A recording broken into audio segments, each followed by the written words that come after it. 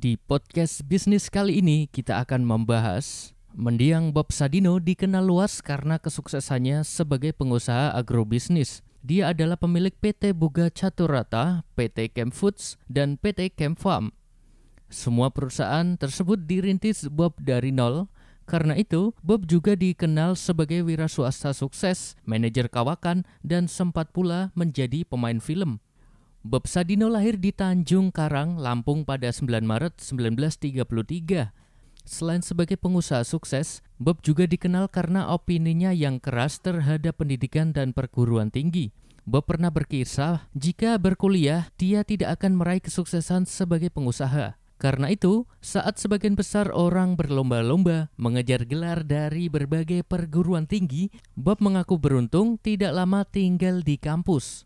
Menurut dia, di kampus, mahasiswa ibaratnya pemulung. Mereka memunguti barang-barang yang kemudian memenuhi otak. Maka makin belajar, otak mereka semakin penuh, ujar Bob. Meski demikian, Bob tidak pernah menganggap bahwa belajar adalah hal yang sia-sia. Dia hanya memiliki cara sendiri dalam menimba ilmu. Kita ngomong apakah belajar itu perlu? Saya enggak pernah bilang belajar itu enggak perlu. Saya juga enggak pernah bilang belajar itu enggak usah. Kata Bob, saya tidak punya basis, tidak sekolah. Saya ini orang bodoh dan kebodohan ini yang menjadi kekuatan saya, katanya lagi. Ketika ada kebutuhan untuk tahu, saya mencari sendiri yang efektif, tidak general. Saya tidak perlu belajar untuk ilmu kedokteran untuk bisa beternak ayam. Menurut Bob, kebebasan mengembara dengan pikiran adalah kekuatan seorang entrepreneur. Dia menyebut syarat pertama yang dituntut dari seorang entrepreneur adalah dia punya otak yang tidak terbatas, tidak tertekan apapun, dan tanpa tekanan apapun di pundaknya. Opini Bob yang keras soal pendidikan barangkali berasal dari pengalaman makan asam garam kehidupan yang telah ia lakoni. Mengutip pada harian Kompas, sebelum meniti karir sebagai pengusaha, Bob sempat bekerja sebagai karyawan sebuah perusahaan pelayaran dan ekspedisi di Belanda dan Jerman. Akan tetapi pada 1967 ketika berusia 34 tahun, dia memilih keluar dari perusahaan itu.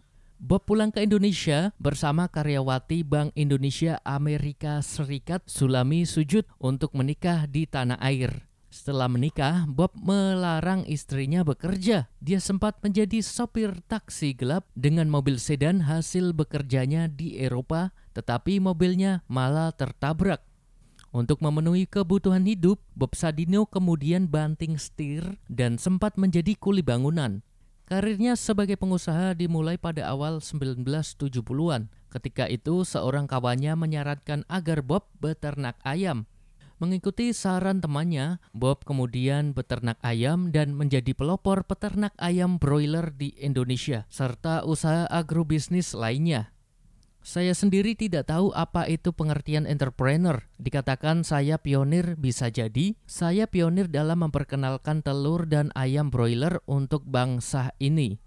Dampaknya besar. Pionir dalam memperkenalkan sosis dan daging olahan, kata Bob dalam wawancara dengan harian Kompas. Yang geger soal sayuran hidroponik kan, sampai Presiden Soeharto datang. Apa hebatnya sih Bob Sadino? Di Eropa, daging ayam, telur ayam broiler itu biasa. Sosis biasa, tanaman hidroponik sudah 4.000 tahun lalu ditemukan di Babilonia. Bob Sadino hanya memperkenalkan itu begitu kira-kira, katanya lagi. Jadi, jika kita bicara entrepreneur, saya bingung juga kemana kita kerucutkan. Semua orang bicara entrepreneurship, semua bicara angka yang enggak karu-karuan, imbuhnya.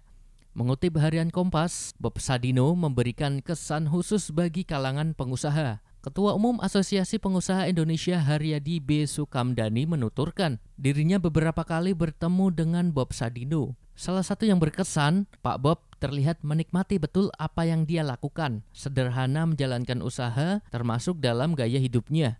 Tak heran kita kerap melihatnya tampil kemana-mana dengan celana pendek, kata Haryadi.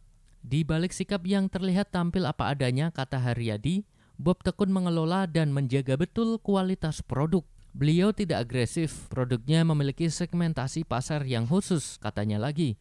Haryadi menilai Bob seorang tokoh pengusaha yang murah berbagi pengetahuan, termasuk kepada para petani yang merupakan bagian dari rantai pemasok usaha.